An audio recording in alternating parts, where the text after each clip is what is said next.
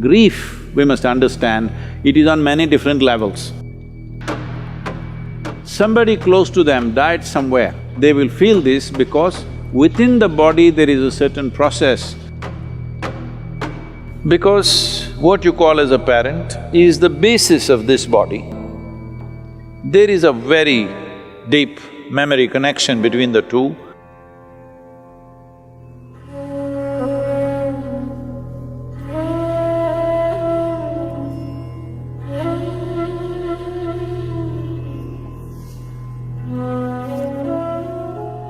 Death simply means somebody who was available to you is now absent, that's all. It is not because one life vanished, you're crying about it. It is just that somebody who was, filling a part of the collage for you is absent, so it leaves a hole in your life. Depending upon how close they were, accordingly it leaves that big a hole in your life. So, what you're battling with is not the death of a person, what you're battling with is the size of the hole they have left in your life. Suppose a faraway relative or a friend, somebody that you know, an acquaintance died, you feel bad for an hour and then you get back to normal. But somebody very close and dear to you passed away, now they've left a huge hole. So your problem is you trying to tend to this hole which is within yourself. This hole has happened essentially. Now what I say may sound little brutal for people who are in that situation, but one must understand this. If you look for solace, yes, if somebody comes to me who have just lost somebody dear to them, I will also hug them and, protect them and give them some solace. But you must decide whether you want solace or you want a solution to your life. Because today this person will die, tomorrow that person will die, day after tomorrow I may die myself, it doesn't matter. But people keep dying because we are dying kind of people. Let's understand this, all of us, we are dying kind of people. First thing that must be fixed in our mind, we are mortal by nature. So having said that, grief, we must understand, it is on many different levels. There is a psychological grief. In thought and emotion you suffer the loss of the person. But depending upon how much memory you have built within your body with regard to that person, let's say if it's your child or your husband or your wife or some kind of very close bond, then a certain amount of memory is there in your body. We call this traditionally in the yogic culture as runanubandha, that is, body has developed a bond beyond your psychological friendships and companionships and love and whatever else you have. Body itself has done this. A whole lot of people feel this. Somebody close to them died somewhere, they have not received any information. Suddenly they feel their energies are gone and they're like… they don't know what's happened, but suddenly they're almost sick, they're feeling like that, completely drained out. Then after a few hours or few days, information comes that this person is dead. But well before the information came, they will feel this because within the body there is a certain process that the memory starts undoing itself and you feel like you're dumped. Your runanubandha with your parents or with your children is strongest till you're 21 years of age. Once you cross 21 years of age, it is called as the first quarter.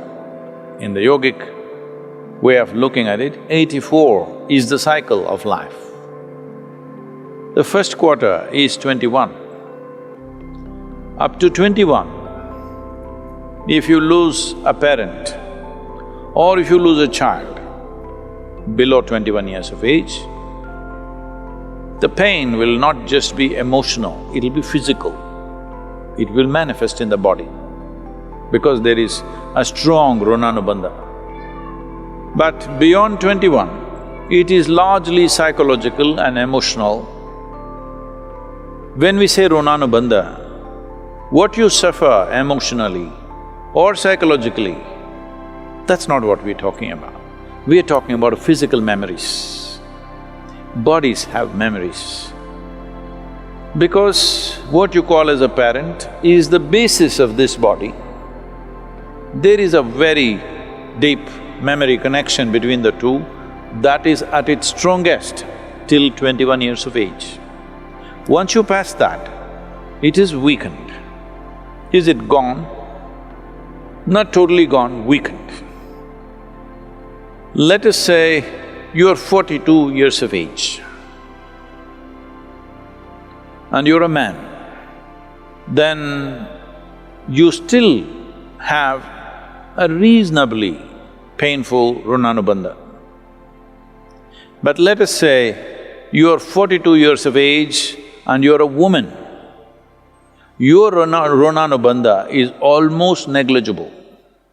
Not that it's not there, it's there, but very, very low. So, the suffering that you go through is largely emotional and psychological.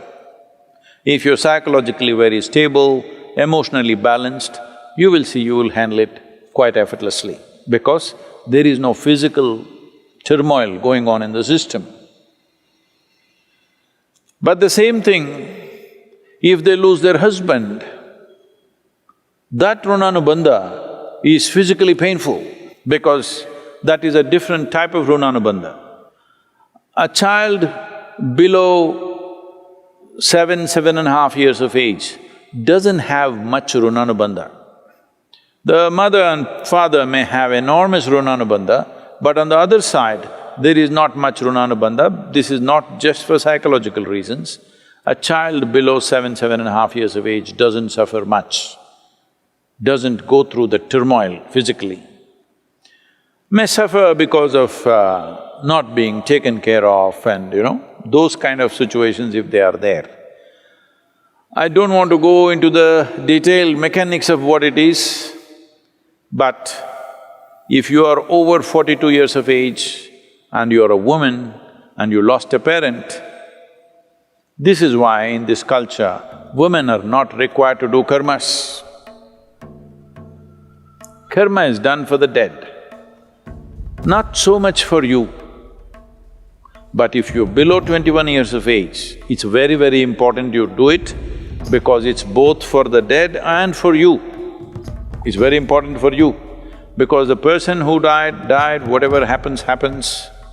But your life can be in a constant turmoil because there is a physical memory which torments you at a different level.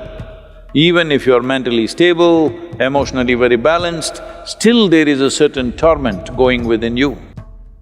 For this, there are yogic processes with which you can rejuvenate the system. There's a whole system of things to do.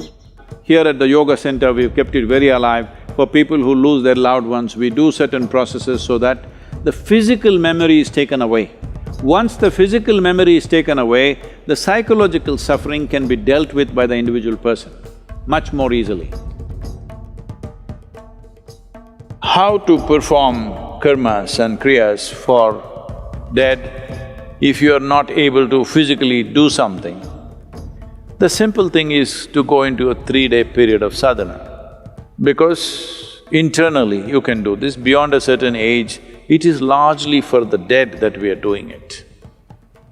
But there is an element of that, it's not totally gone. Our bodies are never 100% free from the genetic process that we have received from our parentage.